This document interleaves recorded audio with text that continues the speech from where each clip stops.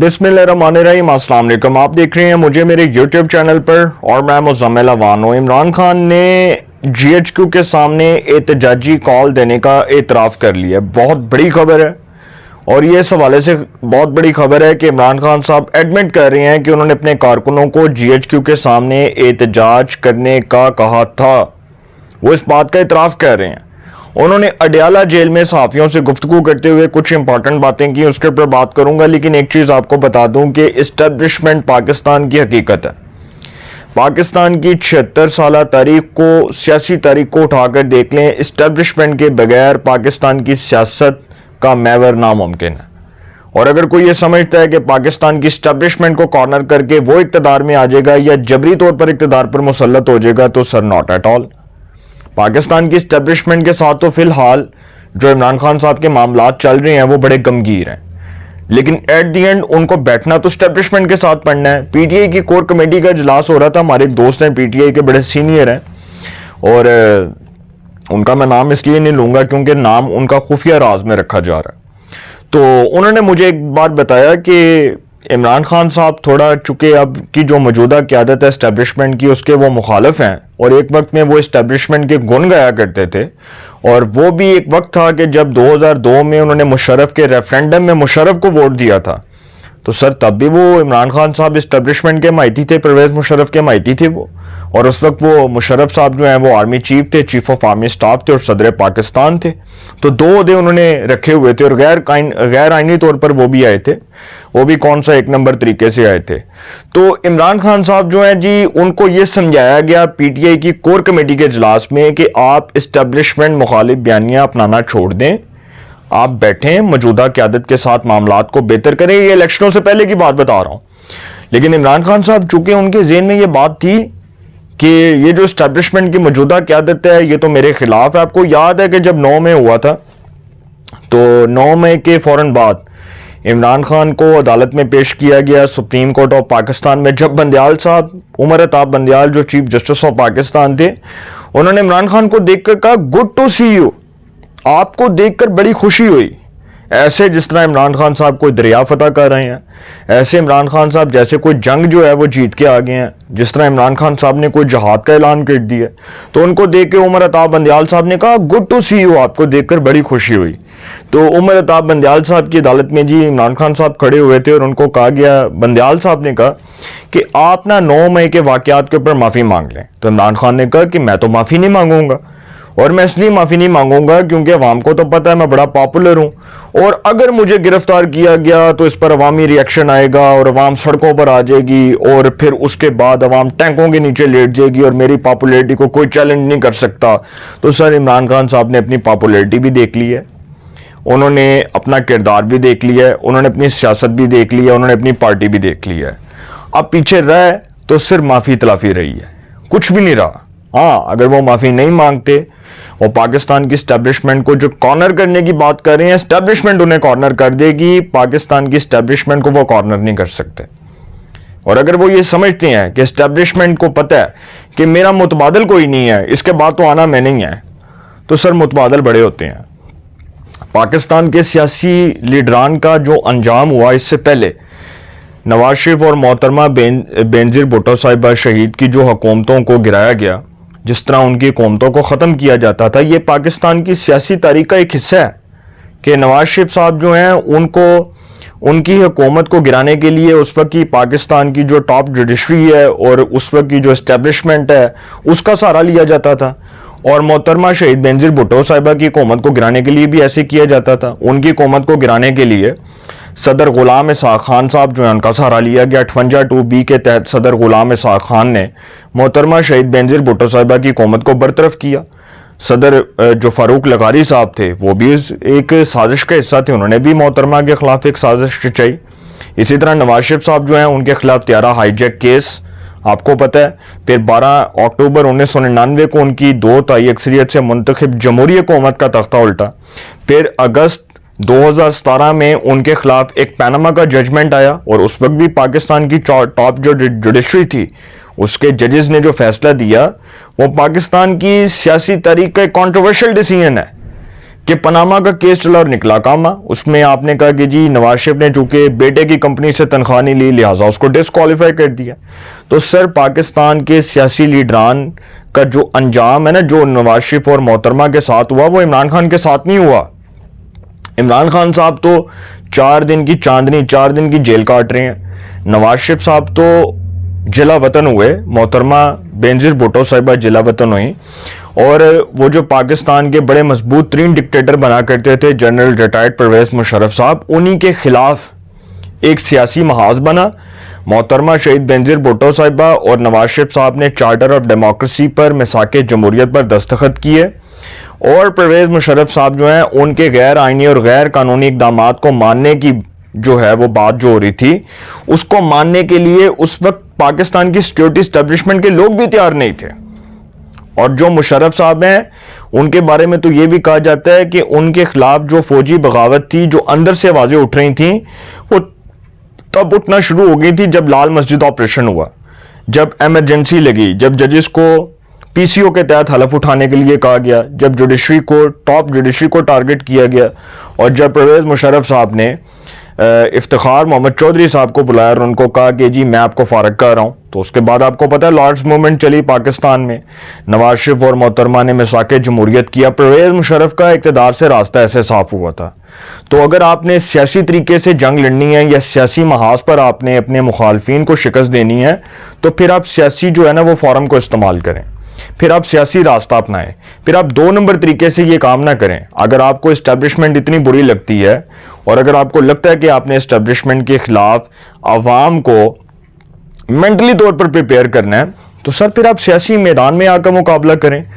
ये जो फौज के खिलाफ ट्रोल्स हो रहे हैं, ये जो बनू का वाकया हुआ रिसेंटली, अभी जो बनू का वाकया हुआ, उसमें भी फौज को बदनाम करने के लिए एक मुनज़्ज़म प्रोपेगेंडा बनाया गया, और वो ये था कि जिस तरह 9 मई पर पीटीआई के इंतशारी टोले ने एक बयानिया बनाया कि जी ये फौज ने हमारे खिलाफ इसलिए करवाया कि इमरान खान पॉपुलर है, इसी तरह बन्नू के अंदर जो वाकया हुआ उसमें भी ये इल्जाम लगाया गया कि जी फौज ने जो है वो लोगों के ऊपर गोलियां बरसाई हैं। तो उसके ऊपर भी डीजीआईएसपीआर ने प्रेस कॉन्फ्रेंस में बड़ी इंपॉर्टेंट बातें की और उसके ऊपर डिटेल बात की, डिटेल के साथ बताया, वो बयानिया, वो नैरेटिव बताया फौज का कि फौज इस पर किस तरह रिस्पॉन्ड करती है।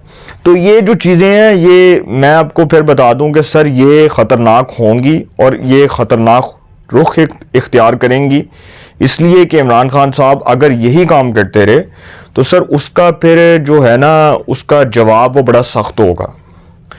फिर इमरान खान साहब की बात के जवाब में अगले की जो बात का जवाब है वो बड़ा सख्त होगा। फिर इमरान खान साहब किसी अच्छे की खैर की उम्मीद ना रखें, कोई खैर की तवक्को ना रखें कि फौज उनको माफ कर देगी, या पाकिस्तान की एस्टेब्लिशमेंट समझती है कि जी इमरान खान जो है उसके बाद फिर हमारे पास ऑप्शन कोई नहीं है। तो सर ऑप्शन बड़े होते हैं, कोई ये बात अपने दिमाग से निकाल दें कि कोई ऑप्शन नहीं है, कुछ भी नहीं है। एस्टेब्लिशमेंट के साथ फिलहाल उनको बैठना पड़ेगा, अपने मामलात बेहतर करने पड़ेंगे, उसके अलावा उनके पास ऑप्शन कोई नहीं है। अच्छा, उन्होंने अडियाला जेल में जी बात की है, सहाफियों से गुफ्तगू जो की है उसमें गैर रस्मी गुफ्तगू करते हुए इमरान खान ने जेल में कहा कि जी 14 मार्च मेरे घर जमान पार्क पर पुलिस और रेंजर्स ने हमला किया। मेरे वकला ने यकीन दहानी करवाई थी कि हम शामिल तफ्तीश भी होंगे और गिरफ्तारी भी देंगे। इमरान खान ने कहा कि 18 मार्च को जुडिशल कॉम्प्लेक्स के अंदर और बाहर शेलिंग की गई, मुझे अंदाजा हो गया था कि मुझे गिरफ्तार किया जाएगा। अपनी गिरफ्तारी से कबल जीएचक्यू के सामने पुरअमन एहतजाज की कॉल दी थी। वो इतराफ कर रहे हैं इस चीज का।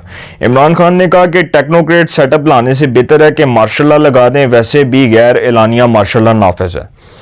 अब वो मार्शल लॉ की बात कर रहे हैं, मार्शल लॉ को जस्टिफाई कर रहे हैं, जबकि वो ये चाहते हैं कि पाकिस्तान में जमहूरी निज़ाम की बिसाक को लपेट दिया जाए और पाकिस्तान में जमहूरी निज़ाम का जो तसलसल है उसको तबाह बर्बाद कर दिया जाए। वो दरअसल मार्शल लॉ की बात इस कॉन्टेक्स्ट में कर रहे हैं कि जो मौजूदा हुकूमत है उसका मैंडेट उनको कबूल नहीं है। इसलिए कबूल नहीं है क्योंकि मैं इक़्तिदार में नहीं हूं, तो मैं ना मानूं कि रट से तो वो बाहर नहीं आ रहे, क्योंकि वो पंजाबी की मिसाल है ना कि अपनी बारी आई तो घुघू रो पिया। तो वो हिसाब है इमरान खान साहब का कि अपनी बारी आई है तो रो पड़े हैं कि जी मेरे पास तो मैंडेट नहीं है, क्योंकि सर वो लोग नहीं है जो इमरान खान साहब को लेकर आए थे।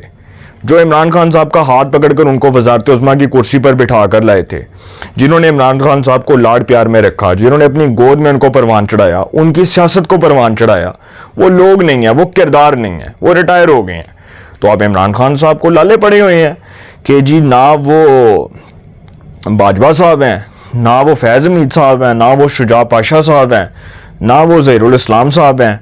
तो ज़हीरुल इस्लाम और शुजा पाशा तो खैर कब के रिटायर हो गए हैं, लेकिन वो ज़हरी बात है पीछे से डोरे तो हिल रही थी। फिर साकिब निसार साहब भी नहीं है, उमर अताब बंदयाल साहब भी नहीं है।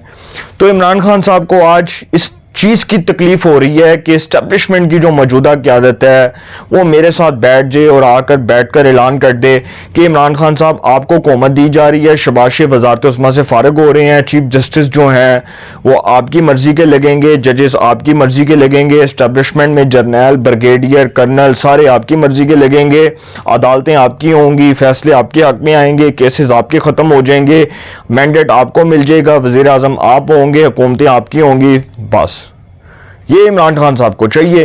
वो उनको अगर आज मिल गया तो सर आज पाकिस्तान की इस्टेब्लिशमेंट उनकी नज़रों में बिल्कुल अच्छी हो जाएगी, साफ और शफाफ की आदत होगी और उस पर उनको एतमाद होगा। मैंने आपको बता दिया वो ये चाहते हैं। उनका टारगेट सिर्फ पाकिस्तान की इस्टेब्लिशमेंट इसलिए है कि इस्टेब्लिशमेंट जो है वो उनको मैंडेट क्यों नहीं देती, वो उनको हुकूमत में क्यों नहीं लाती, वो उनको वज़ीर आज़म क्यों नहीं बनाती। उन्होंने तो सिर्फ वज़ीर आज़म बनना है, उनका तो टारगेट ही है। अच्छा, अब इमरान खान साहब ने ये एक्सेप्ट कर लिया कि जी मैंने एहतजाज की कॉल दी थी और बादियों नज़र में वो ये एडमिट कर रहे हैं कि 9 मई उन्होंने करवाया। जब उन्होंने ये एडमिट कर लिया कि एहतजाज की कॉल देने के लिए उन्होंने अपने कारकुनान को जीएचक्यू के सामने भेजने के लिए कहा और कहा कि जी आप जीएचक्यू के सामने कॉल, जो मैं आपको कॉल एहतजाज की कॉल दे रहा हूं वहां पर एहतजाज करें, तो इसका मतलब वो एडमिट कर रहे हैं, वो एडमिट कर रहे हैं कि उन्होंने 9 मई करवाया। अब इतना बड़ा इल्ज़ाम जो है सर, जिस बंदे के ऊपर लग जाए और वो रियासत मुखालिफ बयानिए को प्रमोट कर रहा हो, उस एजेंडे को पाया तक मील तक पहुंचा रहा हो, तो फिर उसकी सजा क्या होगी? आइन और कानून के मुताबिक खुद सोच के बताइएगा, कमेंट्स में बताइएगा। अब इमरान खान साहब जो हैं जी वो एक और बात कर रहे थे जेल में, वो कह रहे थे कि केपीके में लोगों का पारा बहुत हाई है। आपको पता है ना कि केपीके के साथ अफगानिस्तान का बॉर्डर लगता है और अफगानिस्तान में तालिबान है। तालिबान के जो वो मेज़बान है वो कौन है? टीटीपी वाले। और टीटीपी वालों के पाकिस्तान में मेज़बान कौन है? इमरान खान साहब हैं। तहरीके तालिबान पाकिस्तान जो है उसको प्रमोट कौन कर रहा है? अफगानिस्तान कर रहा है। उनको वही कर रहा है ना जो हमारे पाकिस्तान में स्वात बेस्ड ऑपरेशन हुआ था। स्वात में जो ऑपरेशन हुआ था जरदारी साहब की हुकूमत में हुआ, और फिर जो उस वक्त के जो वज़ीर दिफा थे चौधरी अहमद मुख्तार, अल्लाह ताला उनको जन्नत में जगह दे, जो वफाकी वज़ीर दिफा थे, उनका एक स्टेटमेंट भी है। इफ्तिखार अहमद साहब जो पाकिस्तान के सीनियर और बड़े प्रोमिनेंट जर्नलिस्ट हैं, वो उस वक्त जियो न्यूज़ के ऊपर एक प्रोग्राम किया करते थे जवाब दे। उसमें एक उनका इंटरव्यू उठा के देख लें अहमद मुख्तार साहब का। फिर उसामा बिन लादेन के साथ जो हुआ, जो उसामा बिन लादेन साहब जो हैं जिनके बारे में ये खबर आई कि उनको एबटाबाद ऑपरेशन में मार दिया गया और अमेरिका की जो CIA थी उसने उनको उड़ा दिया, तो उसामा बिन लादेन साहब जो हैं वो एबटाबाद में क्या कर रहे थे ये भी पता है। ये इसके ऊपर भी पूरी कहानी बनी हुई है, पूरी डॉक्यूमेंट्री है इसके ऊपर, तो देखिएगा। तो तालिबान जो है वो दरअसल उनको प्रमोट किसने किया?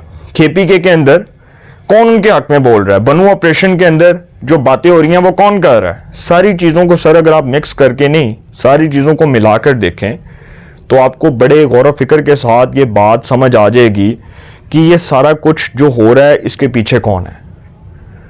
क्योंकि केपीके के अंदर जो हालात ख़राब हुए हैं, ये एक सूबे के हालात एक सोची समझी साजिश के तहत ख़राब किए गए, और इस पर DGISPR ने जो कहा उनका स्टेटमेंट आपके सामने है। उन्होंने जो DGISPR ने जो प्रेस कॉन्फ्रेंस किया उसमें उन्होंने बड़ी इंपॉर्टेंट बातें की हैं। अगर उसको आप गौर से सुने, जो हमारे नेशनल सिक्योरिटी के मामलात से मुतल्लिक बातें की हैं, तो उसमें सर आपको समझ आ जाएगी कि इसके पीछे कौन था, डोरे कौन हिला रहा था। तो जो TTP है उसको कौन प्रमोट करना चाहता है, तालिबान की मेज़बानी कौन करता है, ये सारे हालात वाक़यात आपको DGISPR की प्रेस कॉन्फ्रेंस सुनने के बाद वाज़ेह हो जाएंगे। अपनी राय का कमेंट्स में ज़रूर इज़हार कीजिएगा। इंशाल्लाह एक नए सेगमेंट के साथ फिर मुलाकात होगी। अपना बहुत ख्याल रखिएगा। आला निगहबान।